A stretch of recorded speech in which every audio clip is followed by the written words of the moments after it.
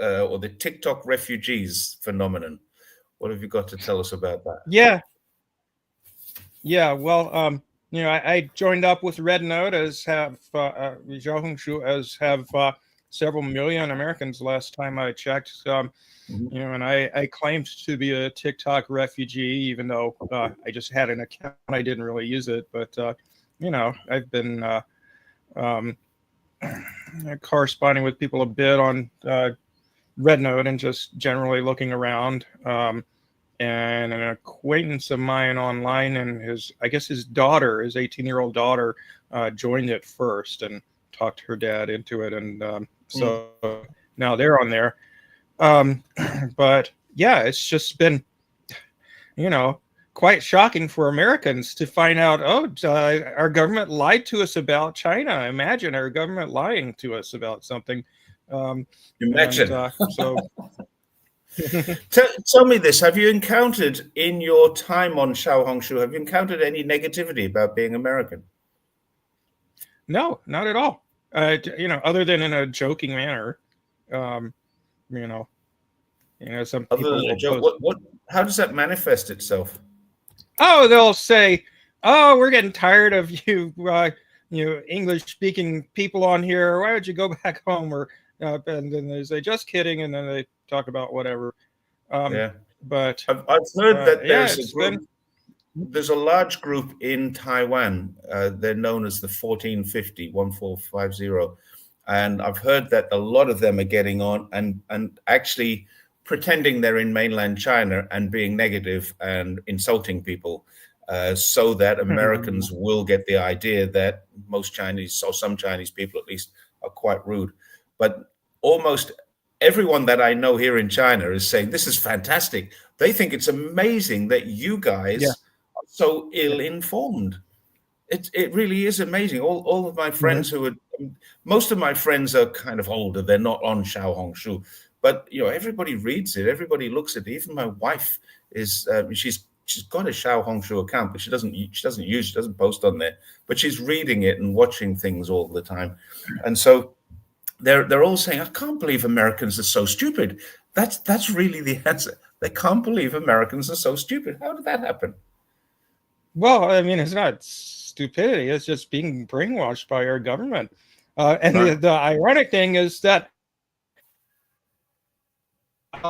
Chinese are realizing, our government. Are you still there? Yeah, I'm still here. Okay. A lot of Chinese are realizing, our government was telling the truth about how bad America is. Yeah, I don't think Chinese really realized. I mean, there's a lot of. I can remember taking my wife to, for the first time in her life, to go overseas. We went to Vietnam, and she was very disappointed that Vietnam was less well developed than Zhongshan, where we live. And I talked to her about this. I said, "What do you mean? Why is that a disappointment?" She said, "Well, I thought everywhere was better than Zhongshan or better than China. I thought China was really backward." And this is only 15 years ago, maybe a little more than that, but certainly less than. I've only known her for 19 years. So it's in the last 20 years that she actually believed that China was less well developed than everywhere. And I was surprised myself arriving in China, the shock of arriving in China and finding all the development there 20 years ago. Now, it was still a dirty place. It was a little bit depressed in some degree. And there was still some bad manners, my perception of bad manners. There was spitting and littering and stuff like that going on. This is quite interesting. But Strine has put a very interesting comment there. This has been an eye-opener for both you Asians, US Asians, and the Chinese. And I think that's possibly true. I think it's probably been a bit of a watershed moment. Now, the next thing is that they're talking about banning Xiaohongshu. Do you think that I haven't. I mean, speculation. I haven't heard anything concrete about that. Well, it's extremely easy to do. It's extremely easy to do now because the legislation is in place. The nickname of the legislation is the TikTok ban, but it's not a TikTok ban. This is a ban on any adversarial app or platform that the president declares a threat to national security. So now it's down to Donald Trump's temperament, which we all know is very stable. So we shouldn't worry too much about that, should we? Yeah, that was a touch of sarcasm. Stable. Stable Trump? I don't think so. But he's doing some very interesting things, and I wanted to focus on for a little while about what he has done since he came to power, since he became the dictator of the United States, which is exactly what he is right now. What's he done? He's done a lot. In your experience, what's happening from your point of view? You're an American living in America. What's going on there? Well, I mean, he did do one good thing. He, sorry, I got to plug in my computer here. He apparently, behind the scenes, before he even got into office, negotiated, made the Israelis agree to a ceasefire with Gaza. So that's one good thing. And okay.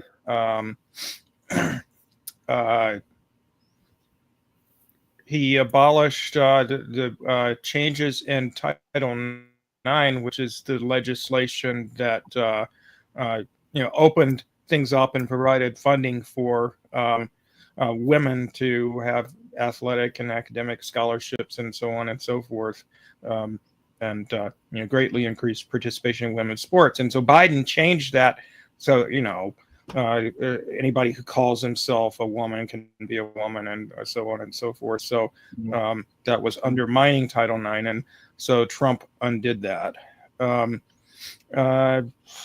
Most of the other stuff he's done is bad, of course, which is not surprising. But I guess he's sending more weapons to Israel, and just this morning, we were talking earlier. He wants.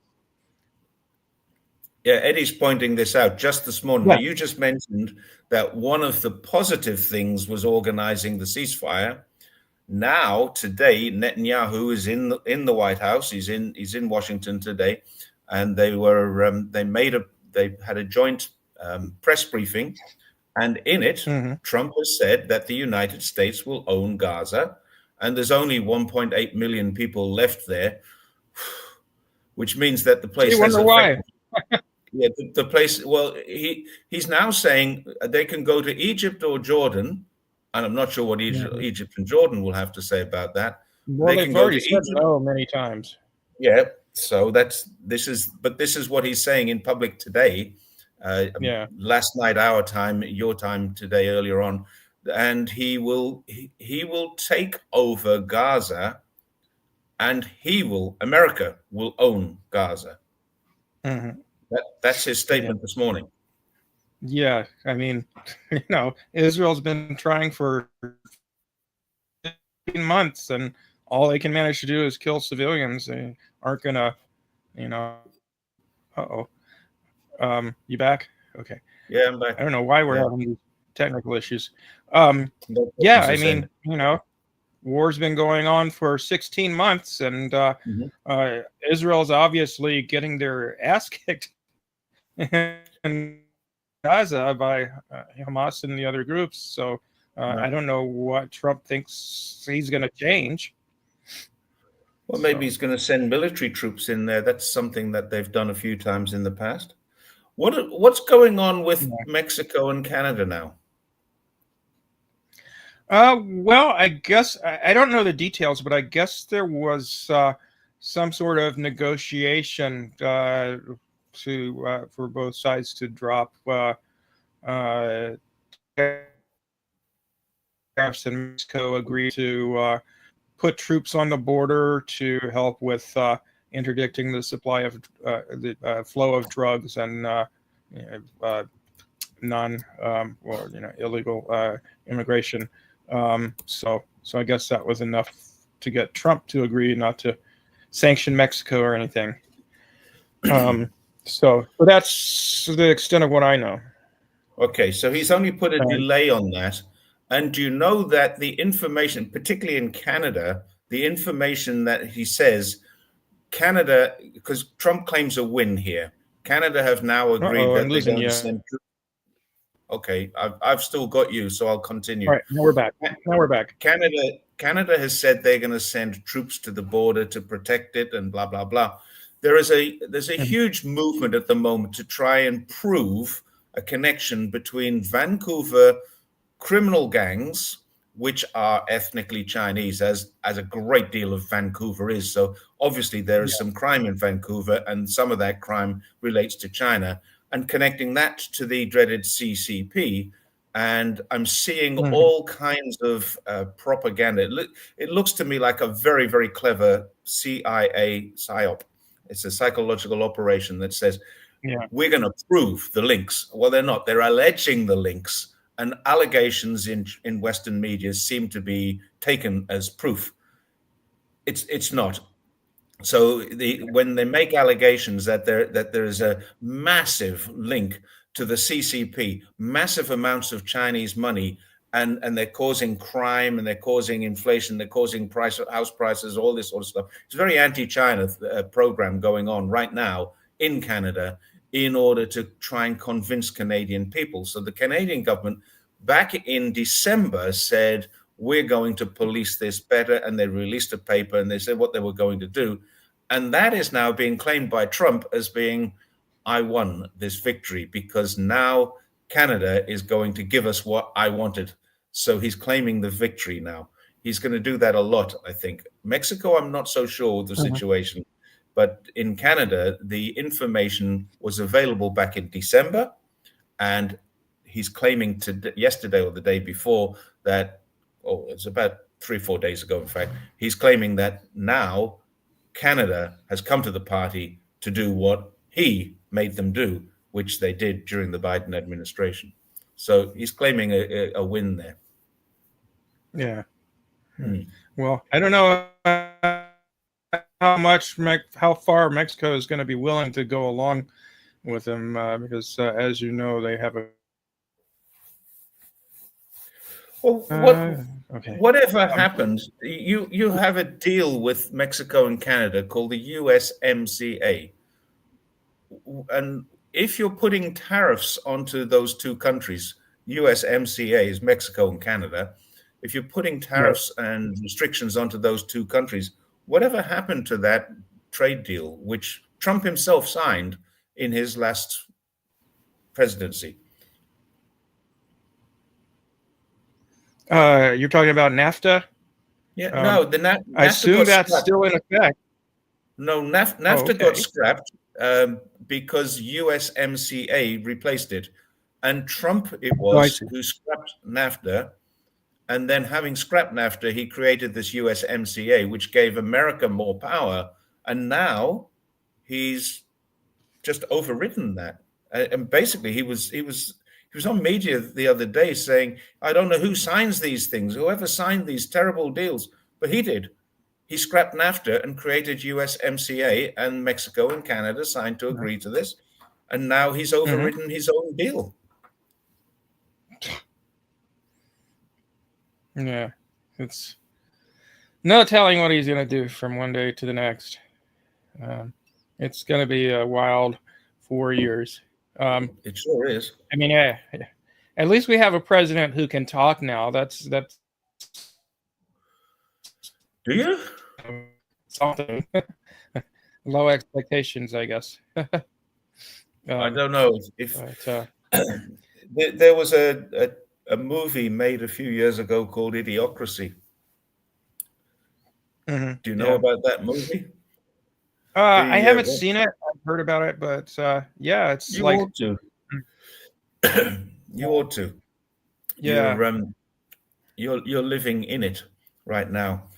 Trevor says Trump will never honor any agreement, and so far, he's proven that is true. I mean, Trevor's suggesting this, but the evidence all points to the fact he's never honored an agreement. In fact, I don't think the U.S. has. Do you? Do you know of any agreements that the U.S. has ever honored?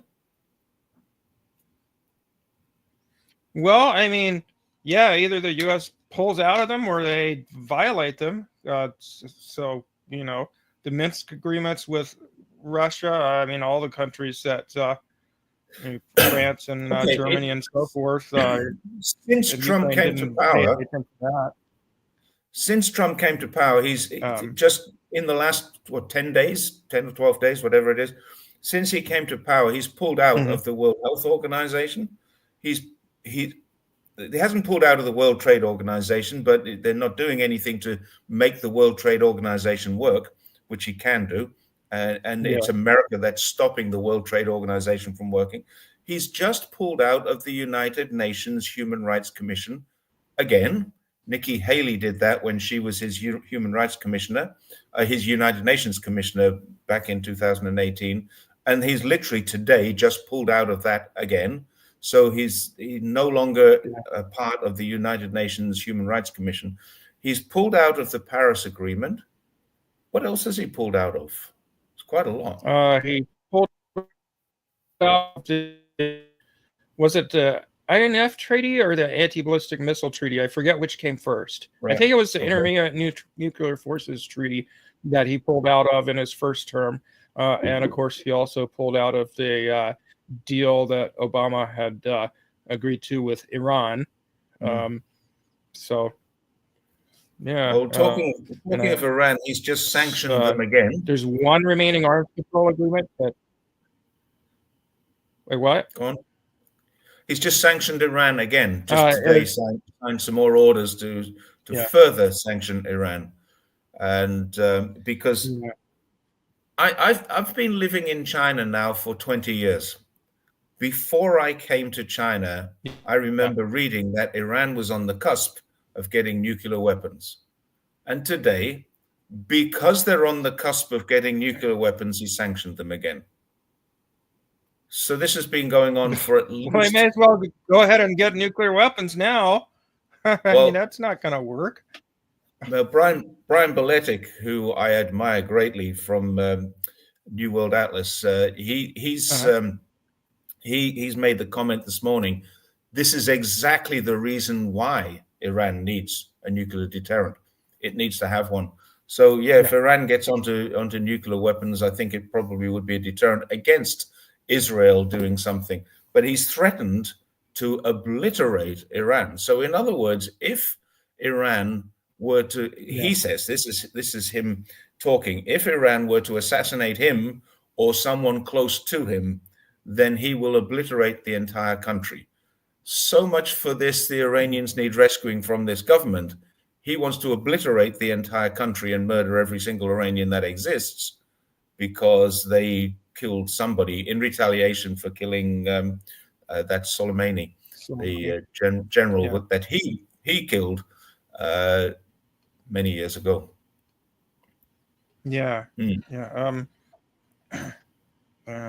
Gosh, lost my train of thought. Okay, go ahead. All right. Well, I was going to ask you about what's going on in Latin America, because there's Trump issues in Colombia, Panama, and El Salvador right now. Well, he wants to take over the Panama Canal, and with El Salvador, he wants to send illegal immigrants and prisoners to El Salvador, keep in prison there. I don't know what's going on with Colombia. Haven't really kept up with that. Oh, he cut Colombia out of the SWIFT system for a day. He basically did what he's done to Russia and sanctioned the entire country, cutting them out. And this is really difficult for some friends of mine here.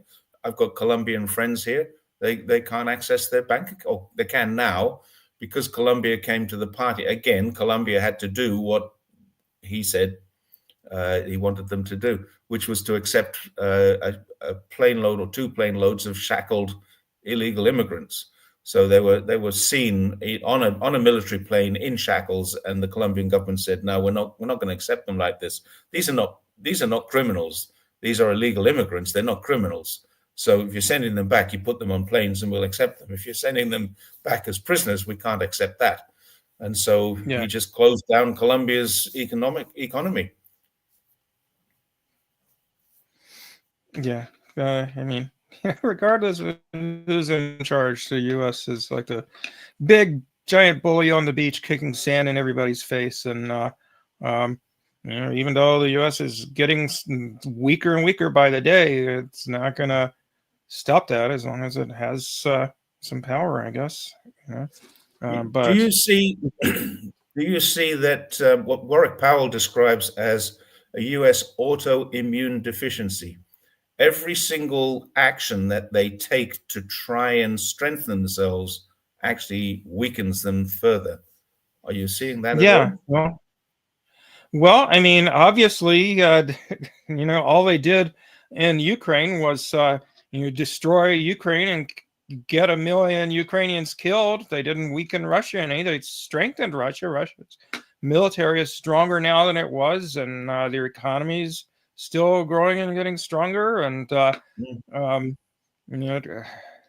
like maybe, I don't know, maybe Biden's administration intended to weaken Germany, which they pulled that off by cutting off blowing off Nord Stream and so forth. But it certainly hasn't helped the U.S. any. And of course, they're not winning in the Middle East. Well, I mean, they did in Syria, so I guess that's something for them. Yay, the terrorists took over in Syria. But yeah, I mean, they like if they went to war with Iran, we'd be back in Great Depression type circumstances. Nobody would be able to get oil without paying an arm and a leg. So, well, isn't America self-sufficient in oil? Yeah, but the prices would go way, way, way up. We'd be paying like, $10 a gallon or something instead of like $3 now here, $3 US dollars per gallon. Yeah, I don't know what it costs here. I have no idea. Obviously, most people now use electric cars, so it doesn't matter. Yeah, over there, yeah. I've been seeing since I got onto Xiaohongshu, and I've been watching videos about people, what's going on with that on YouTube. I've getting a lot of videos about people test driving Chinese electric cars, and they're just amazing. There's one that's like the it was kind of funny. The AI basically refused to answer when the guy who was test driving it asked them, "Is your body a copy of the Porsche Taycan?" And she just didn't respond. So the answer is yes. That's probably the Xiaomi SU7. It does look very Porsche-esque. Yes. It's a nice car. Yeah. Very nice car. Oh yeah. It looks like it'd be a lot of fun. Yeah, the funny thing is, I see a lot of them around here. We live in quite a wealthy area. I mean, I'm not wealthy by any stretch, and there's a lot of wealthy people living in the Greater Bay Area where I am. The city where I live in is the least wealthy city in all of the Greater Bay Area, so it's the most affordable. And I like living here because it is affordable. But we see a lot of these SU7s, and nearly all of them have got beautiful ladies driving them now. There's not many guys. It seems to have been one of those cars that's kind of become the ladies' car. And that's interesting because over here nice. Sports cars are a guy thing. Well, these are they don't have the throaty roar of a standard sports car. They're very quiet. They're sleek. They're lovely looking cars. And then the door opens and a beautiful lady gets out. It's a common thing to see here. It just seems to be the thing. Yeah, the cars here are incredibly good right now. Yeah. I get into these with Didi. We don't have Uber here. We have Didi, and you get into a Didi car every day. It's a different car. It's like, what am I in now? And even what you would consider to be the boring cars, the Eons and things like that, those cars are really, really nice. And getting into them and just think, wow, this is really comfortable. But there's others, many others. I think the car industry needs to kind of consolidate itself a little bit. Let's move on. You were going to talk about the Syrian conflict or Syrian issues there. You know more about that than I will probably ever know, so I'll let you go with that one. Let's talk about the Syrian thing.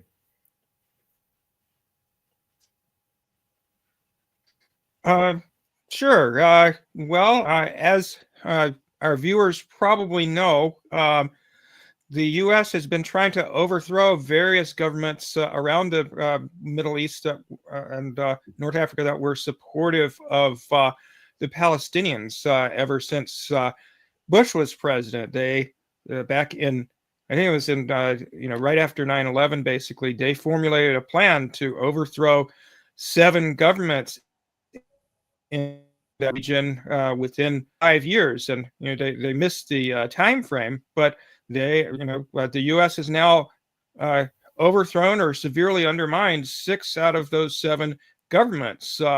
With Iran being the only holdout, and so Syria has been one of the few countries in that part of the world that has had an independent government for decades, 60s. And then in 1970, Bashar al-Assad's father took over as president, and then Assad, the son, took over in, I believe, 2000, and was just recently deposed. But anyway, so turns out that even though certainly there were genuine dissatisfactions driving a lot of the Arab Spring protests, also a lot of it was sort of pre-planned and pre-organized by the United States with the objective of pursuing this aim of overthrowing some of those governments that the U.S. had slated for regime change. And one of them was Libya, and their government fell pretty quickly within like 8 months or something like that in 2011. NATO bombing campaign, and U.S. and its various European and Gulf state allies, as well as Israel, funded terrorists, Al-Qaeda and so forth, to overthrow that government. And then they turned their attention to Syria. And there's a lot of idiot leftists here in the United States who think that there was like a genuine democratic revolutionary movement to overthrow Assad in Syria, and are just blind to the fact that all along the U.S. And its allies, Turkey and the Gulf states and Western Europe, have been organizing this campaign to overthrow the Syrian government. And at the very first protests, as part of the Arab Spring, some of these quote unquote rebels that all these countries had backed did exactly what they did in Ukraine in 2014. They shot into the crowd, shot at the police, and killed several people. And of course, Western propaganda blamed that on the Syrian government. And that happened several times. And each time is blamed on the Syrian government. And you see, as you probably know, eventually a full-blown civil war broke out. And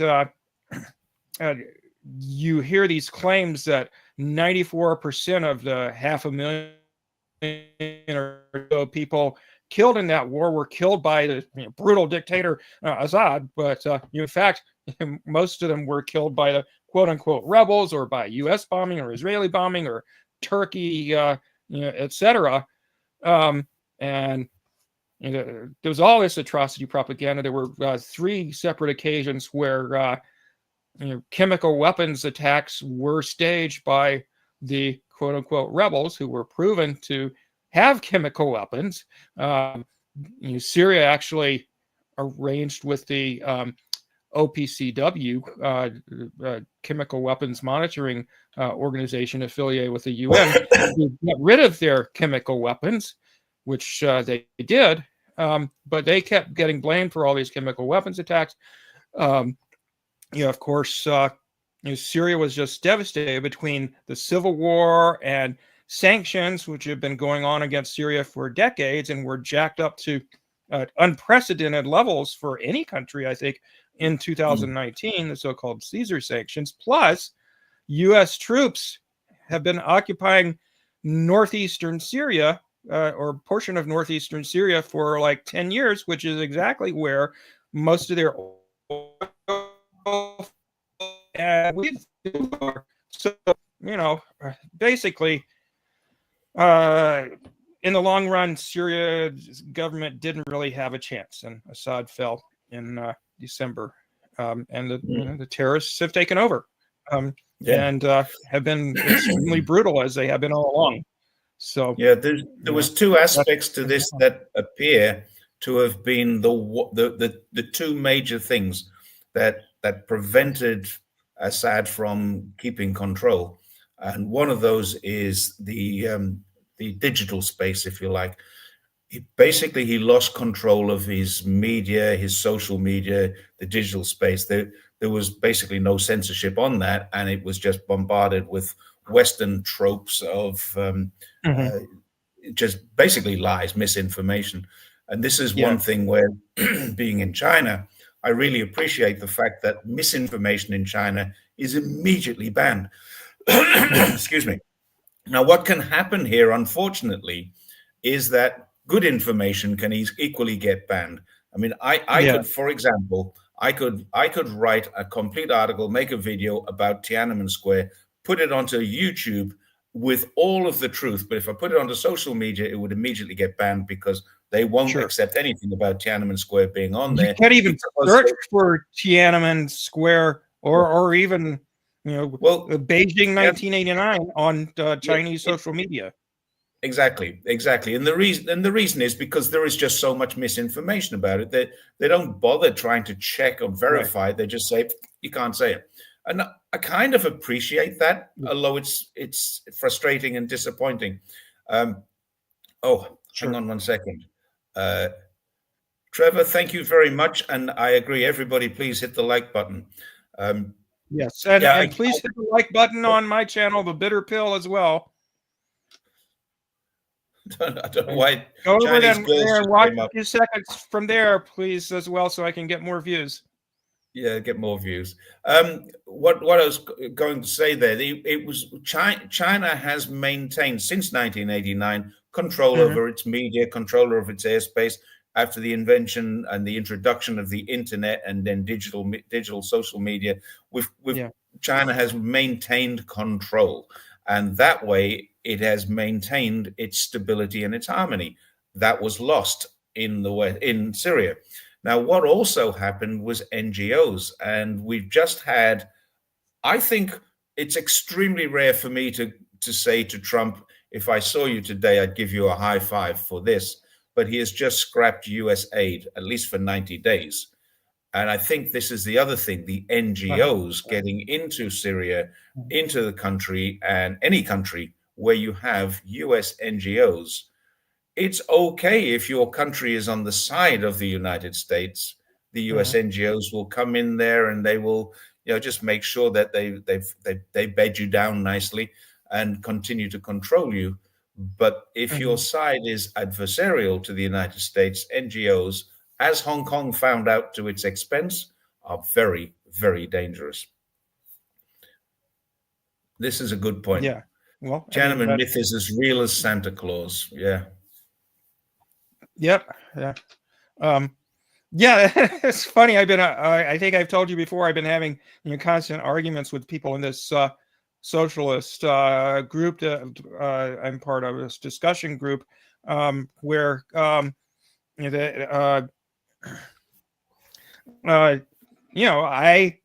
somebody brought up Tiananmen Square. Well, what about Tiananmen? I was trying to tell them about what China's like now, and they're like, well, what about Tiananmen Square? And I basically provided irrefutable evidence that there was no massacre of anybody in Tiananmen Square. In fact, they let the guy climb up onto the tank and all that and left him alone. And immediately it was like, well, they massacred people outside of Tiananmen Square. Well, they must, okay, so it wasn't a Tiananmen Square massacre, but they must have massacred civilians somewhere else because China bad, Yeah. I've asked them if you can please provide me the names of the people massacred. Now, okay, they'll argue I can't get those names, but surely, if the CIA believe that there were 10,000 people, and that was the first claim, that was by the British government, actually, the British High Commissioner, the British ambassador sent and WikiLeaks has refuted all of this as well.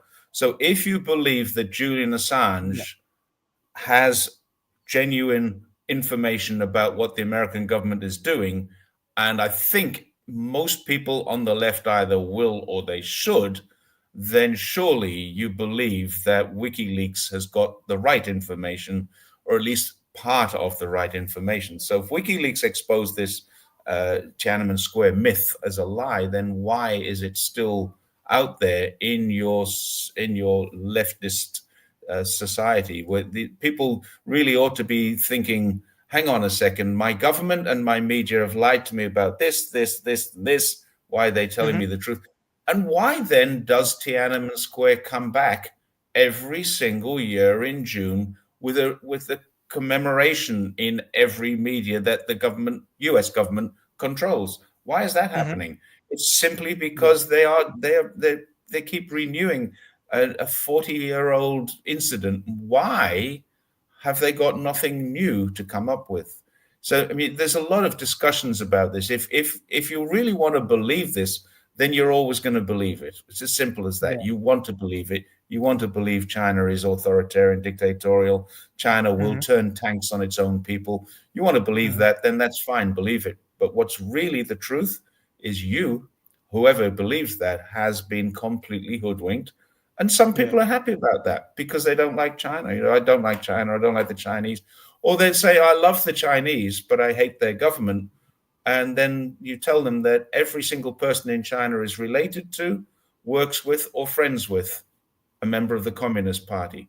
They go, no, that's not possible. Well, it is. There's 100 million of them. Yeah. Well, I'm sure you probably know quite a few people in the CPC. I do. My wife's mother and father are members, and I didn't know that until I'd been married to her for several years. They had a new plaque put on the door, and I said, "What's this plaque for?" There's two plaques actually, and one of them is because my father-in-law served in the military, and he's got this plaque that says, "An honored person lives here, a person that the country respects, who served his time, did what he served his country." Defended the country, and he was involved. He didn't actually go into Vietnam, but he was involved around that era in the military then. As particularly the 1979, he was preparing to go there for when they did the 3-week incursion into Vietnam, but he never actually made it there. But he was on standby for that. And he served his country, and he's got a plaque on the door saying that this guy served his country. And then there's another plaque that says Communist Party members live here. Now, they got that plaque because my mother and father-in-law have both served the party for more than 50 years. Both of them are more than 60-year members, actually. So they've been in it since they were very young. They're in their 80s now.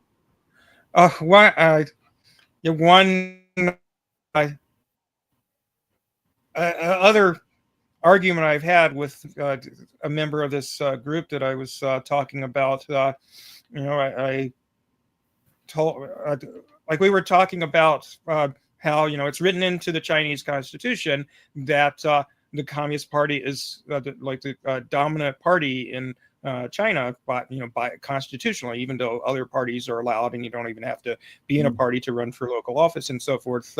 And so, we were discussing, well, is this inherently undemocratic for that to be the case, for it to be basically not a one-party state, but a one-party dominating state. And I said, well, it's just like any other organization. It depends on how the organization functions as to whether it's democratic or not. It's not whether or not that party is the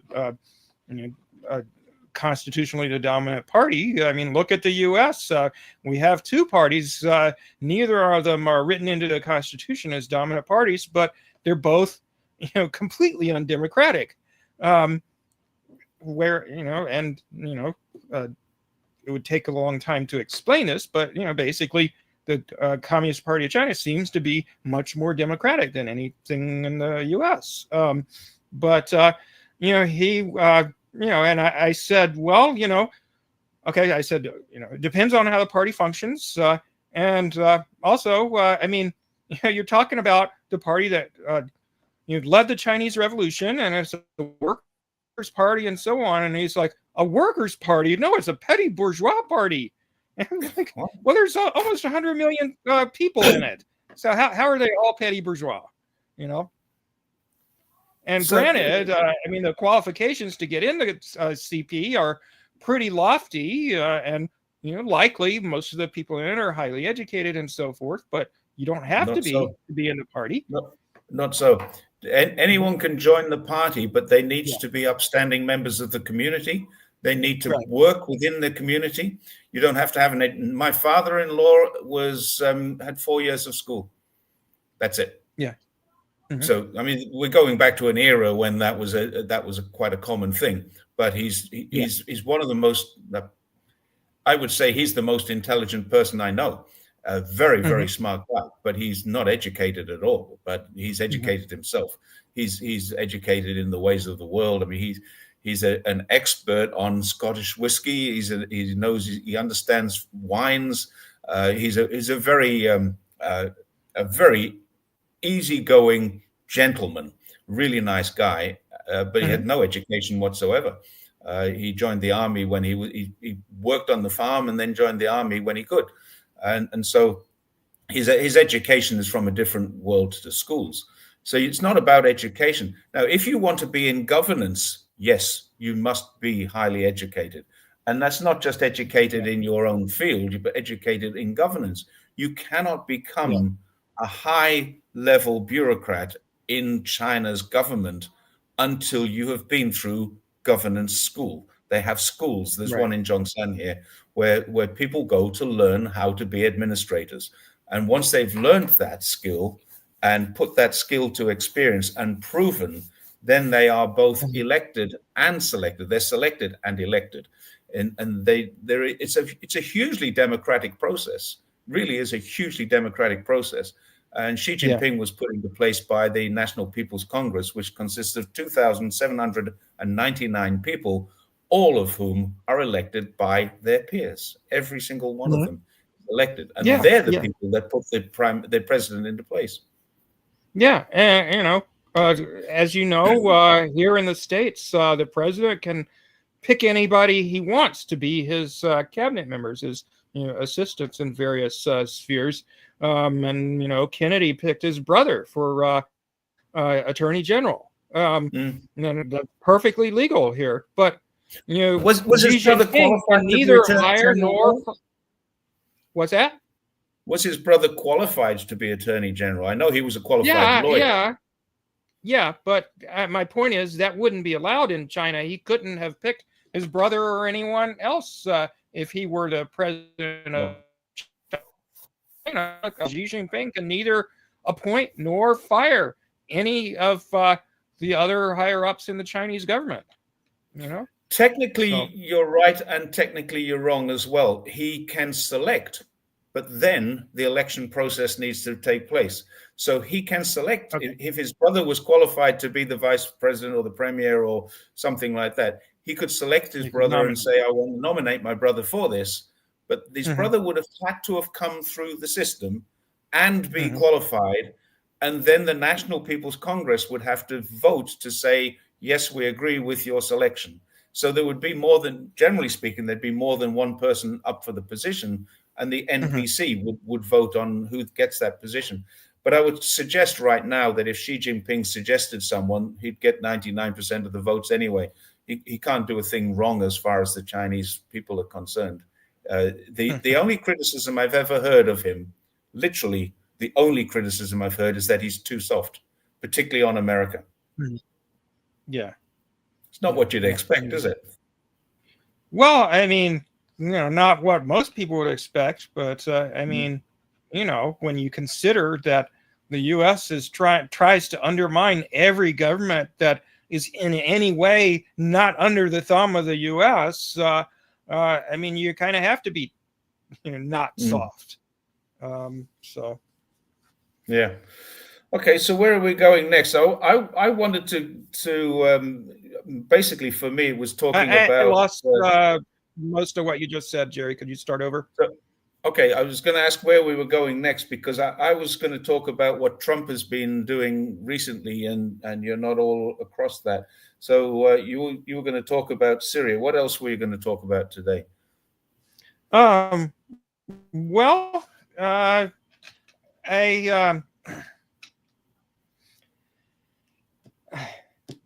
been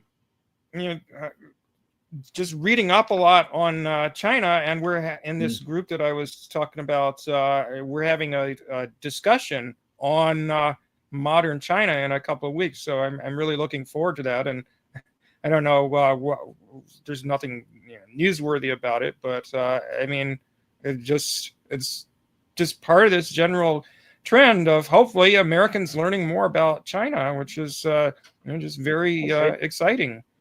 Well, let me ask a question then. Why do you have an association or an organization or a group of people there who are concerned about China? Because here in China, I can't think of any single person I've ever met who wanted to get involved in any kind of a group to discuss what America is doing. Why do Americans want to do this? Well, I mean, because there's so much controversy in of course, the general public has been brainwashed their whole lives about China, and unfortunately, so has much of the left. So this has been, and it's the case for China and every other country that the U.S. has government has had in its crosshairs for undermining and overthrowing, whether it be the Soviet Union back in the day, or China, or Russia these days, or Syria, or wherever it is. There's just so much. The misinformation is just so pervasive that you would, people that you would think would know better, revolutionary socialists who, you would think would be supportive of the Chinese Revolution or the Russian Revolution or whatever. They're very misinformed, and so there are constant arguments on the left in the United States and Europe about these various places. So yeah, it's a big topic of discussion, and but I think you're missing organizational splits over these sorts of issues. I think you're missing my point. My point is, what business is it of people in America what Chinese people do? Yeah, I mean that's a good point. And it's like, so what if these things that bad things that you believe about country X were true? What are you going to do about it? And what's really weird is that they believe all these negative things about China or Syria or whatever it is, and they say, well, I'm anti-war. I don't think that the U.S. should be trying to overthrow this or that government. And I'm like, well, you believe all the same stuff that the people who are trying to overthrow that government believe. So what's your basis for being opposed to it? It's just really weird. Yeah. Having, sorry, a bad one today. Having lived in China now for a long time, I've started to become, I'm not Chinese in any respect, but I'm starting to think a little bit or understand how Chinese people think. And Chinese people, I mean, I get this from my wife. She'd say, well, there's an organization in the Senate. There's an anti-China CCP commission in the Senate, and they have a group of people who care about what China is doing. And my wife says to me, well, what business is it of theirs? Surely, if I'm unhappy with my government, I'll do something about that.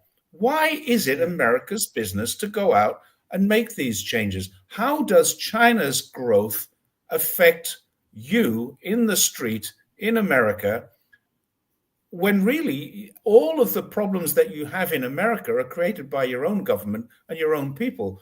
Why not leave China alone? China did not steal your jobs. China did not take the profit away. China did not take your houses. China doesn't own your banks, but your banks want to own China's banks.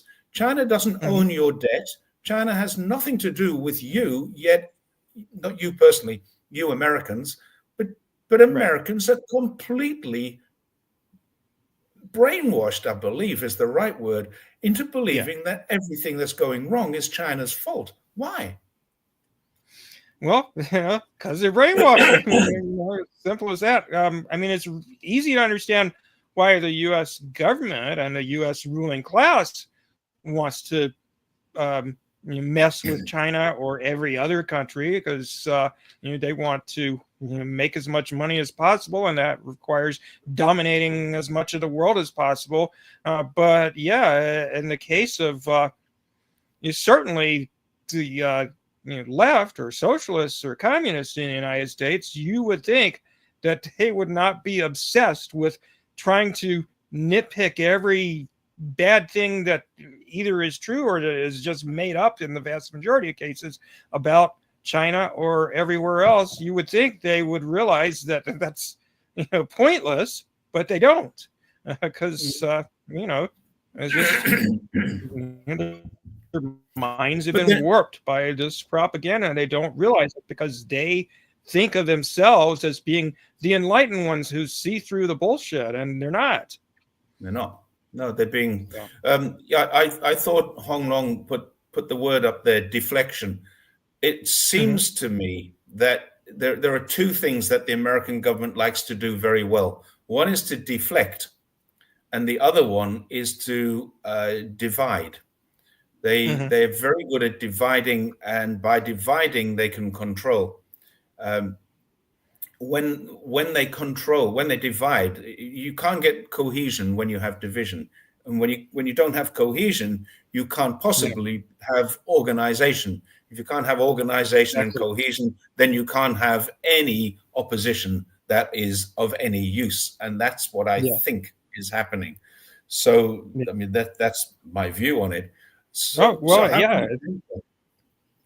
yeah, I mean, there's definitely a deliberate effort by the U.S. government to divide the American left. I mean, literally, Jacobin magazine and a now defunct socialist organization called the International Socialist Organization, and various leftist organizations and publications and so forth literally get some of their funding from the NED. So, I mean, like they have undermined leftist organizations and publications and so forth in the United States for decades, because they know if people realize the truth about all these countries that our government and media are denigrating, there'd be a much more powerful anti-war movement, among many other things. So I got this interesting. I think this is sarcasm. I hope this is sarcasm. If it's not, it's a bit rude, but I think it's sarcasm. China looks very poor. Look at the background.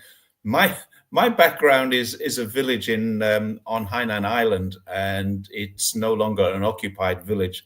It's a tourist attraction because up until about 40 years ago, it was still occupied. The guy who showed us around the village was a resident of one of the houses down the street on that side of the road, and he actually lived down there when he was a child. He's a 45, 50-year-old adult now, and he lived down there. The whole village is made out of rocks which were hewn from a volcano which was extinct a million years ago or more, I've got this picture because I happen to love the village, but it's also a great example of how China is retaining its old culture. It's taken this village and it's now a tourist attraction. This is how people used to live. It's not showing how poor they are. It's showing how rich they are in their culture. And I think that's probably something that needs to be understood. Chinese culture is extremely rich. Chinese history is 5,000 years old. This village is older than the United States of America. It's not older than the land that makes up the United States of America, but it's older than the country, the nation that is the United States of America. China is not a nation, it's a civilization. It goes back 5,000 or 3,000 or 4,000, depending on your view of what starts a civilization. And this was part of it, an organized community that was older than the United States. I think you can trust us, guys. Related to that, Li Jinping had an interesting post today on X about a New Year's celebration in Tibet with traditional Tibetan dancing and so forth that was nationally televised. There's all this talk about, they're committing cultural genocide against Tibet and Xinjiang, and it's just complete bullshit. It's the exact opposite. They've done more than any other country in the world, I think, to protect and promote minority cultures. It looks like this guy was not being sarcastic. Sorry, can't trust you guys. Which country is better, China and India? I never lived in India, so I can only say China is better for me. And certainly for the 800 million people who got lifted out of poverty, China is better than India, where they still have 1 billion in poverty. So it's a debating point, isn't it? Bye, guys, or bye, MMM Lee. So probably better off without him, if that's the case. This is an interesting one. China's 85% capitalism. What do you reckon? You're an outsider looking in. I'm going to have a comment on this, but you're the outsider looking in. What do you think? Well, I mean, all the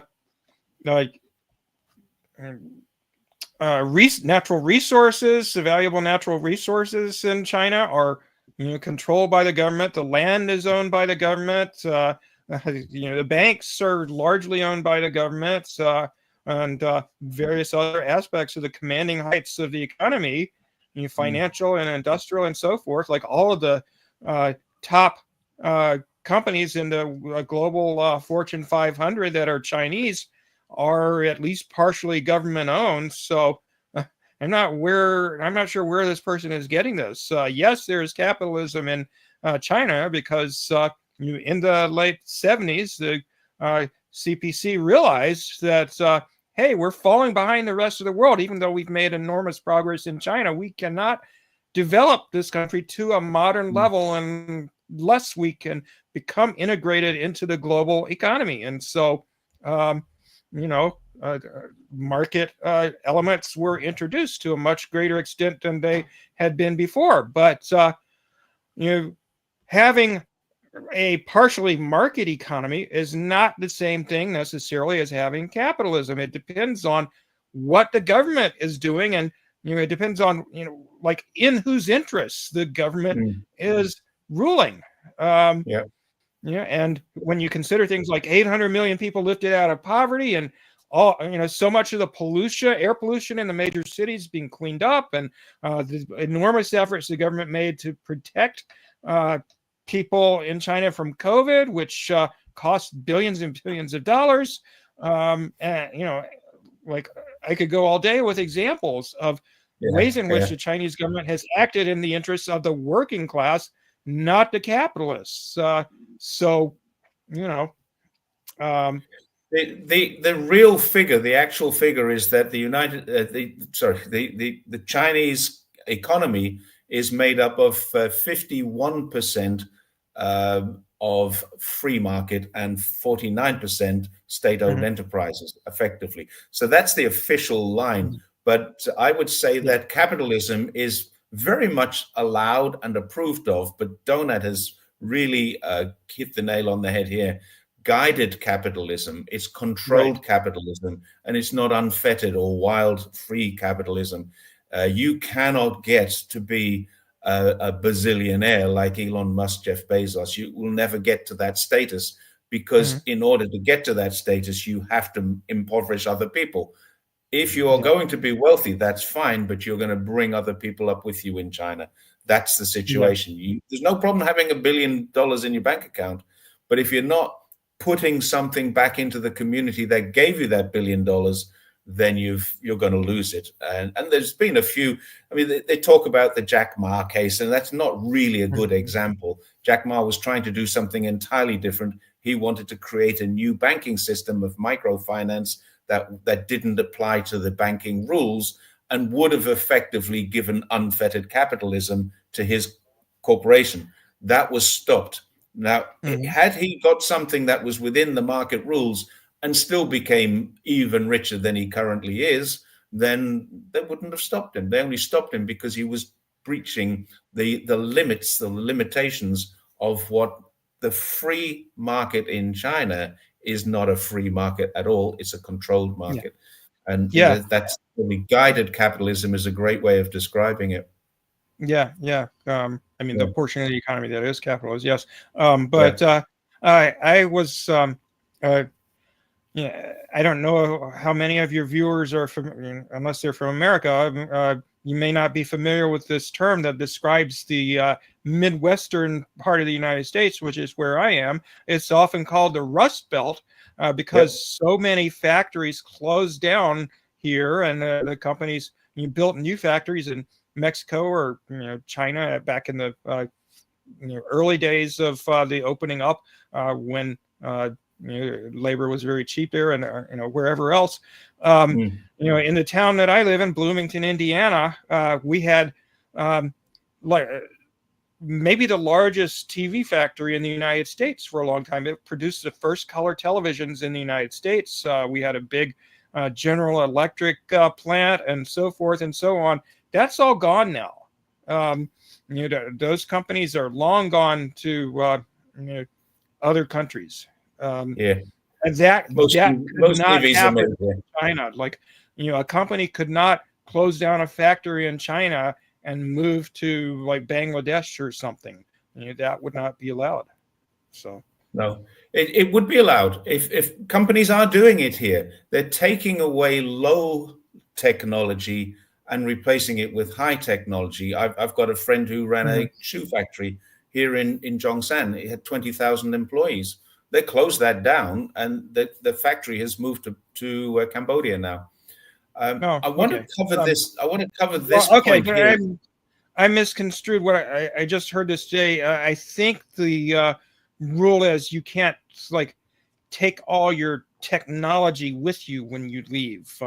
You have to make it available to the government as a condition for building your factory or whatever there in the first place. There's a thing called shared technology or technology transfer. For example, let's use Mercedes-Benz as an example. Mercedes-Benz, German car, very high-end, high-tech, very expensive luxury item. And when they wanted to build cars inside of China, China said, you can build cars inside of China. This is just one example. You can build cars inside of China, but what you need to do is you need to give us the technology of the cars that you're building. You share that technology. You want our market, we want your products. So the agreement was made. Mercedes-Benz would sign the deal, share the technology. But what they didn't do was bring their cutting edge technology to China.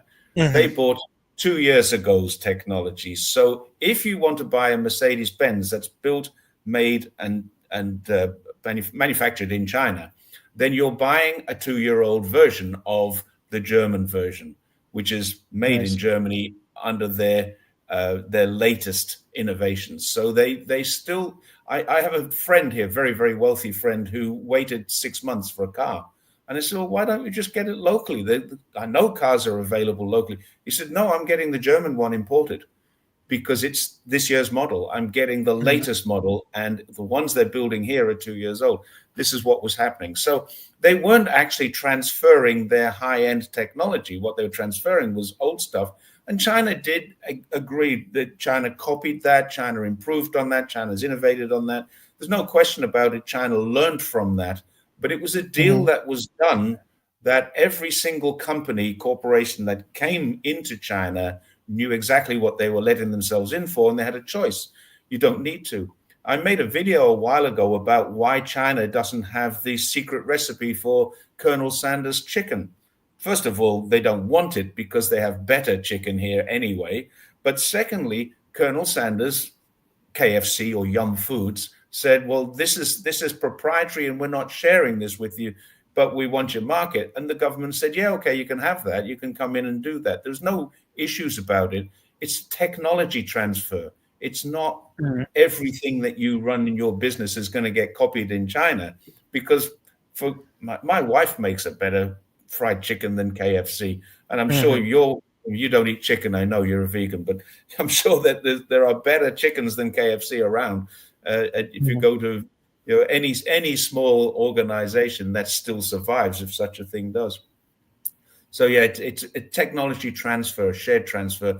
But then when they leave the country, they're only leaving behind what they left. If they do leave the country, Mercedes is still here, VW is still here. All these companies that came here for the market and shared technology, they're all still here. And if they leave, they're not leaving behind something that they value. They're leaving behind the technology that they were making in the past. And they're moving away if they are moving away. China is advancing and innovating on things that don't exist yet. They're not copying these things. They're innovating, changing and improving things. And so Huawei phones, Huawei telecommunication, they didn't copy Apple. What they did, they said, this is a good idea. Let's see how we can make it better. And they do. Huawei phones are better than Apple. They really are better than Apple. I've used both, and I can assure you, I'd much rather have a Huawei phone, and it's a third of the price less than an Apple. The most expensive Huawei phone is cheaper than the most expensive Apple. They're not cheap, but they're still cheaper. And what does happen? I mean, I've got an iPhone, and it's okay, but I have problems with it. It's far from perfect. So. Well, it's also I might look around for Huawei next time. It's also the most expensive, and Apple happens to be the most profitable corporation in the world. How can you be the most profitable corporation and be giving your clients, your consumers, value for money? You can't. You're ripping them off. Yeah. I wanted to cover this. Will the tariffs affect China in any way? Tariffs, yes. Tariffs have affected China and are affecting China in quite a big day, in quite a big way. What's happened in China, in December, there was a massive trade surplus for China. Thousands and thousands of corporations in America said, we have got to make our orders before the inauguration.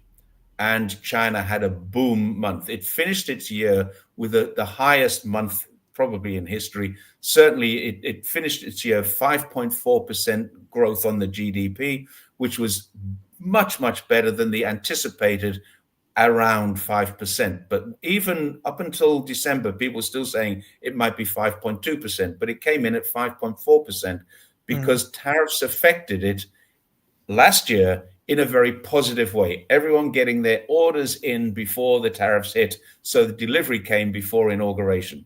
And on inauguration, everybody knew that Trump would sign an order which said tariffs will go up, and he didn't. So everybody knew wrongly. But he has put tariffs on all Chinese things. So that's now 25%, I think, on everything coming from China. And then there's a percentage of tariffs going through, if it's a Chinese product, going through Canada or Mexico. So he's done that, and that did affect. So it affected in a positive way in December. This year, orders will be very low from the United States. And the calculations are that I've seen, and I've seen some I'm involved with some groups here that are very, very expert, much more expert than I am. The calculations are that the effect to the GDP in China this year will be about 0.2%. It will bring China's GDP down about 0.2%. This year, there will be a reduction in 0.2% less. You mean 0.2% less growth than would have happened? Yes. Okay. So China will still achieve a 5% growth, but that 5% growth will be a little bit lower than last year's growth. Their growth is still double what the United States is making. It's 20 times what Australia is making, and it's something like 100 times what the UK is making in growth. So growth will slow. That doesn't mean China will go backwards, but the media will report it as China is collapsing again. So yes, the tariffs do affect China. Yeah. So back on whoever that commenter was that said China was 85% capitalist. Tell me, Jerry, you've lived in China for 20 years. Has China ever had a recession since you've been there? Nope. No. They grow every year. Yes. Yeah. And every year they beat the forecast. Crash. My wife and her partner at the time lost their house, as did millions of other Americans during that. Lots and lots of people were homeless. And rich people made out like bandits because that's how the government is geared, is to reward wealthy people and screw over everybody else. But there was no Great Recession in China. There's no recession. There was a property market crash, and the property market crash was quite deliberate. I refer to this as a controlled demolition. It was not a crash. It was a controlled demolition. What the Chinese government did in 2019 was said, in 2021, we're going to change the rules for property development.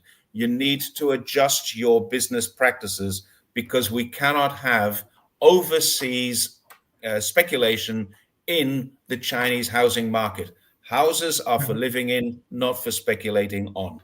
And almost all of the industry said, yeah, that's fair enough. And they adapted. And most of the industry at the time, 2019, was not adapting. It was going the wrong way. House prices were escalating. And so the government said, we need to control this because houses are for people. They're not for profit. They're for people to live in.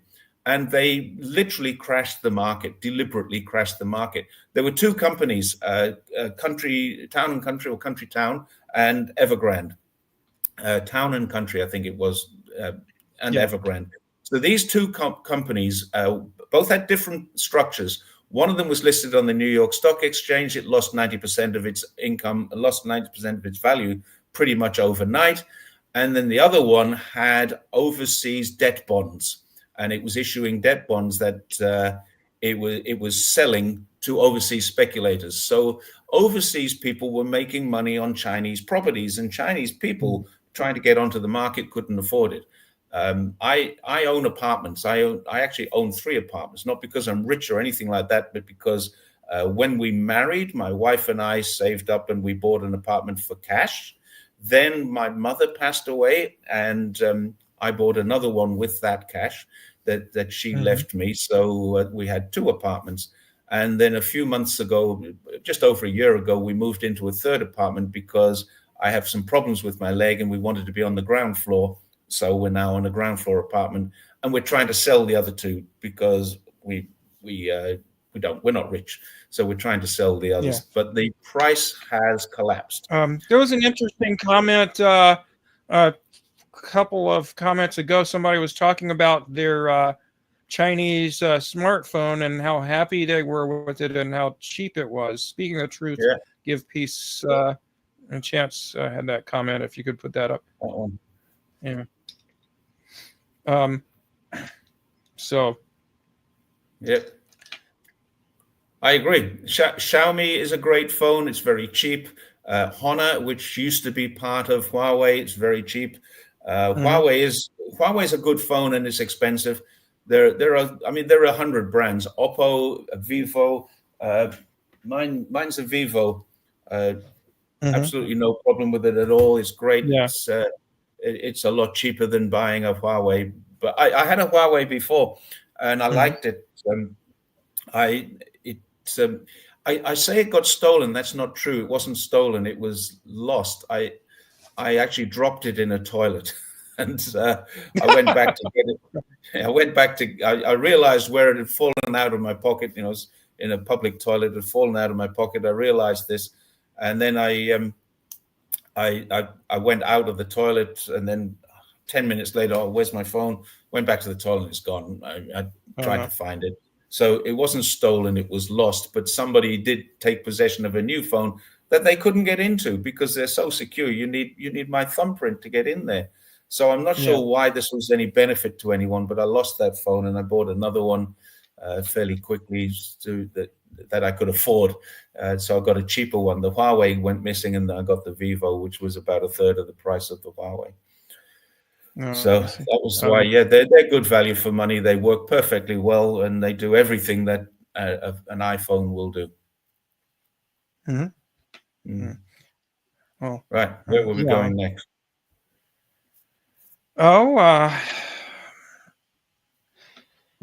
Someone says Oppo is not cheap. I agree, it's not cheap, but it's cheaper. Just a second. And someone else said Redmi, OnePlus and Redmi are both owned by Xiaomi. I didn't know that. I thought Redmi was, but I didn't know OnePlus. These are just other phones. Xiaomi started as a very, very cheap phone maker, very cheap, but it's turned into a really good quality product at a cheap price. They have Xiaomi stores. Xiaomi stores are worth cheap, high quality cars too. Not really many yet. There's not enough of them on the market to satisfy the need. Oh, someone says OnePlus is Oppo. I don't know. We're not going to have an argument about who owns what, but they're all good phones. We didn't really talk about the U.S. election yet. I know that's been a couple of months ago, but let's spend a few minutes talking about that before we close up for the day. So as everyone, of course, knows, Trump won the election, and the Democrats were just shocked. They didn't know what hit them, and it was obvious to those of us who were paying attention that Trump was going to win because everything the Biden administration did was just a disaster. I mean, the economy was a mess.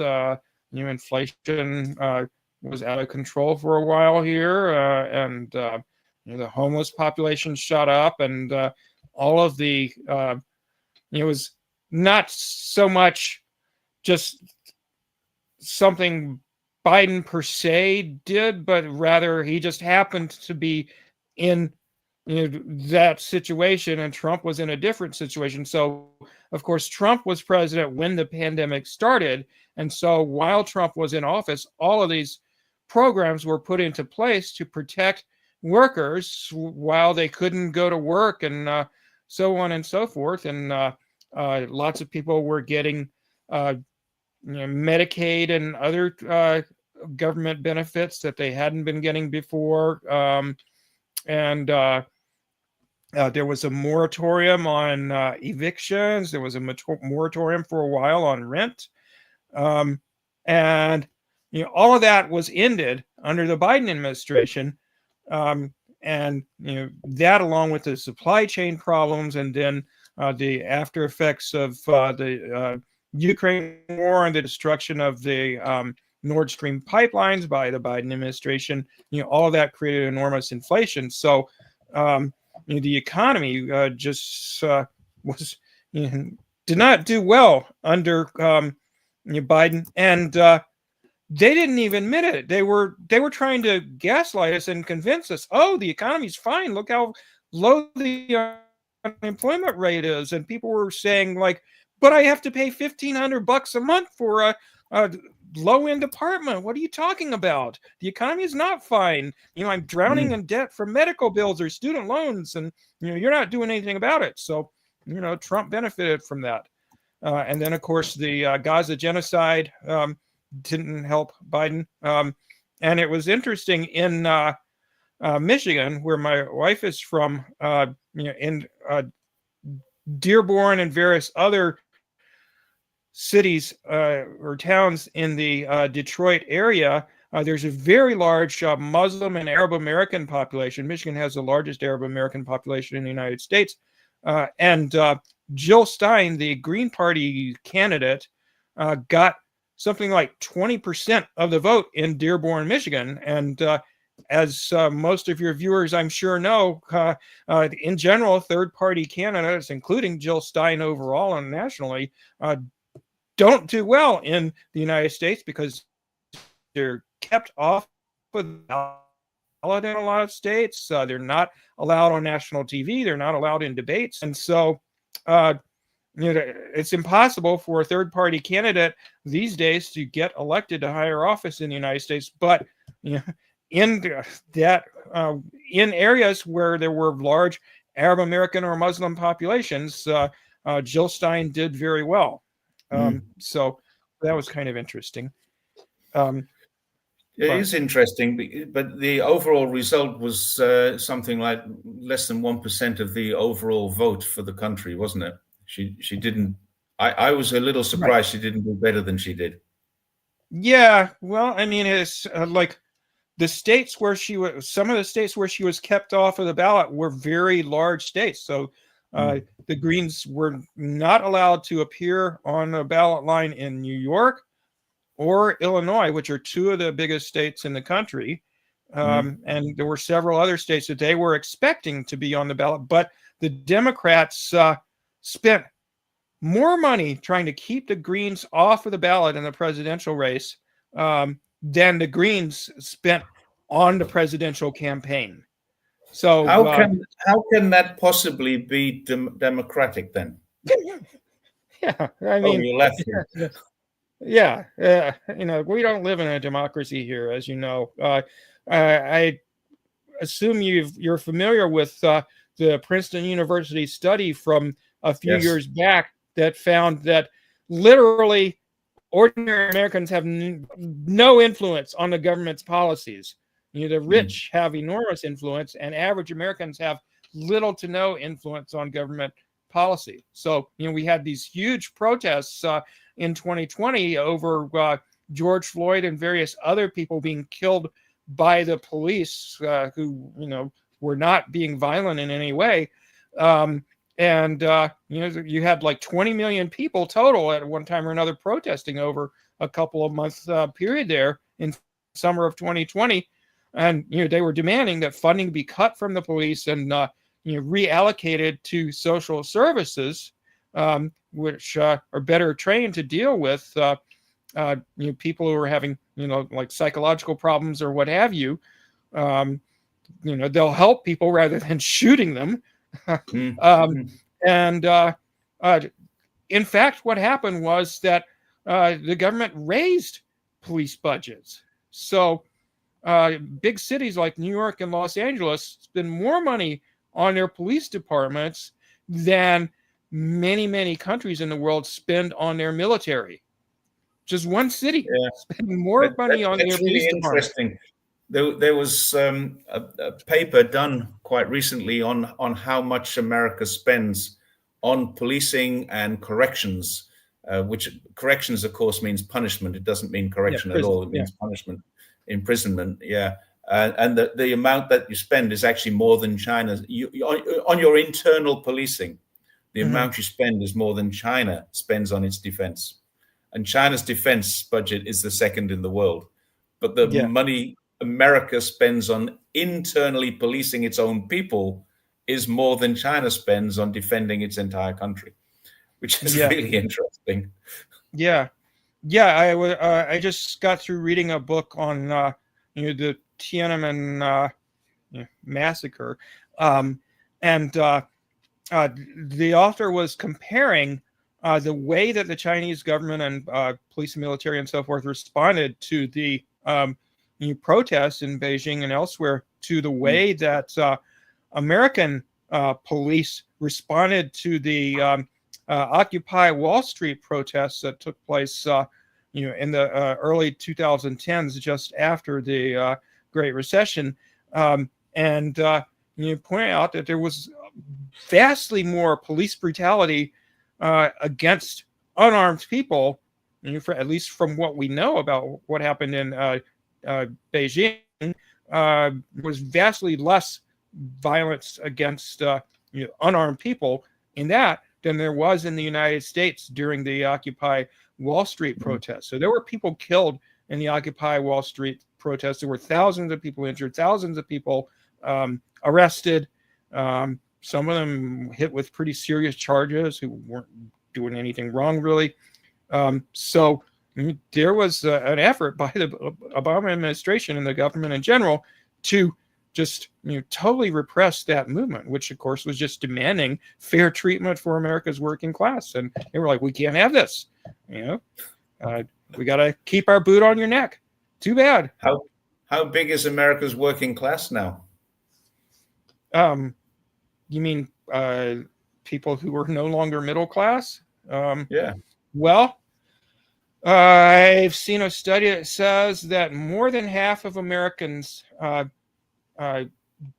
don't have $500 in their bank account, so they are unable to afford, a minor emergency. They just don't have the funds for that. So basically, a lot of Americans are one paycheck away from being homeless. Wow. Yeah. And there is no homelessness in China? Yeah, none. I mean, you will find people living in the streets in China. There's no question about that. It does exist, but they're not homeless people.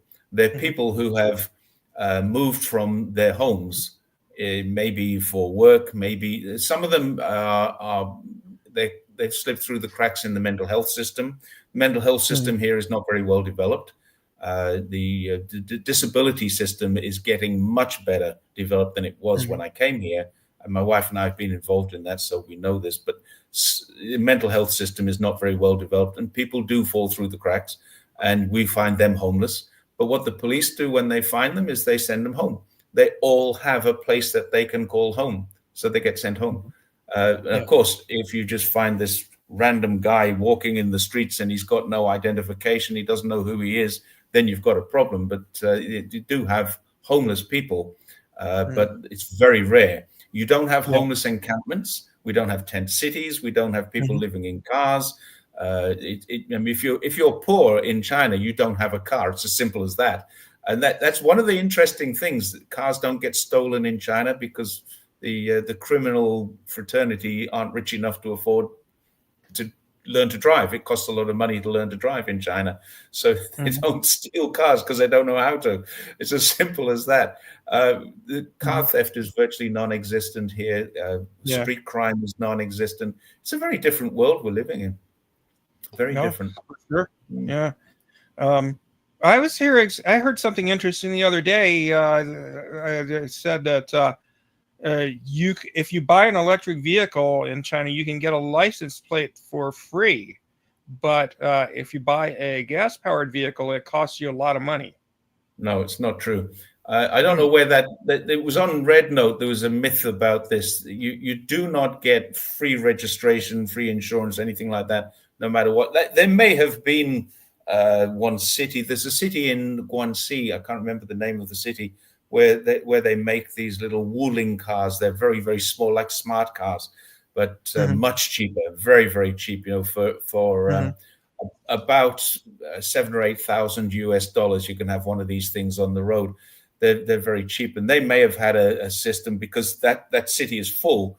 There's hardly any motorbikes. Almost everyone can afford one of these little cars. If you can afford a motorbike, you can probably afford one of these cars, and their registration is very cheap for that. So you've got a lot of stuff going on like that, but I don't think there's anywhere where registration of your car is free. They might give you the number plate for free, but you still got to register the car. It's not a free system, and they do pay. When you insure a car, what are the incentives that the government provides for people to get electric cars? Because I know They don't need to provide. The government doesn't need to provide incentives for people to get it because it's so much cheaper to have one. Yeah, it costs a little more to buy one, but it's so much cheaper to have one. And once you're running it, there's virtually you've got if you have an internal combustion ICE engine, then you've got literally thousands of moving parts. You've got tens of moving parts in this thing. It's really so maintenance free. It is so easy to operate, and it costs you something like 17 RMB, $3, less than $3 to charge it up fully. Most people can charge it up overnight, so they don't have to. I mean, if they're on a long journey, then you've got to park it up somewhere, charge it up, and leave it for 20 minutes or 30 minutes. Go have a cup of coffee, cup of tea, whatever it is that you do. Go to the toilet. When you come back, it's charged. Many of them have battery swaps. Fernando, my friend, has a Neo, and he has battery swap for life. It takes him 3 minutes to swap the battery. So he travels 500 kilometers, swaps the battery out, travels another 500 kilometers. So, you don't need to incentivize the people. The greatest incentive, people want to do this because, and I just made a video about this a few days ago, the blue skies. When you look up in the sky during the day and you can see puffy white clouds and beautiful blue and the sun is streaming down, and you think, well, this wasn't like this 20 years ago. I was following a bus on my bike the other day, thinking to myself, Jesus, I'm glad this bus doesn't have an exhaust pipe, because I was right up close to where the exhaust pipe would be, and I'd be breathing diesel fumes if I was following that bus 20 years ago. No need to do that. I saw my first electric bus here in Bloomington the other day. Hallelujah. Right. Okay. Where was it made? Probably China. I don't know. I'll have to check into it. Yeah, you've seen one electric bus. I haven't seen a diesel bus in months, years, probably. Yeah, all of them are electric. The intercity buses are all diesel. But the city buses, the local transportation in our city, in every city that I've been to recently, all the local buses are electric. Yeah. Yeah. Anyway, I think it's time we got going. It's 11 o'clock my time. It's getting late your time. So we better think about. We got to the end 90 minutes point, which is what we thought was a good time. And we've covered Trump's election. We've covered some of Trump's actions, one of which I agree with, but most of which I don't. We've covered Syria. We've covered pretty much everything that we wanted to cover. So how about we call it a day? All right. That sounds good. Right. And if that's okay with you, I just wanted to stay on with you for a couple of minutes after to run a couple of things by you. Where can people find you? I'm at The Bitter Pill on YouTube and at Lefty Vegan on X. You can also find me on Xiaohongshu and Facebook and so forth, but I don't go. I'm mainly on X as far as social media. What's your name on the Chinese social media? Just my name, Jeff Melton. Jeff Melton. One word. I don't know what the @ is actually. Come to think of it. Okay. Well, does that even show up? I can't remember. Okay, so just people can look for Jeff Melton on Xiaohongshu, and that's that one. So, yes. There. Yeah, Jeff Melton. Sorry. My pad's a little sticky. Jeff Melton on Xiaohongshu, right? And I guess. At The Bitter Pill on YouTube. Yeah. So the bitter pill is showing there. I've put the bitter pill on the screen and Jeff Melton on Xiaohongshu, so people can find you there. All right. Thanks everyone for joining us. We hit the 100 viewers, which was a good day today for this time of the morning. And I think in China it's a work day today. I don't work, so it's not really for me. Anyway, I'd like to thank everyone for joining us. I'd like to thank you, Jeff, and we'll catch up with everyone the next time. Okay. And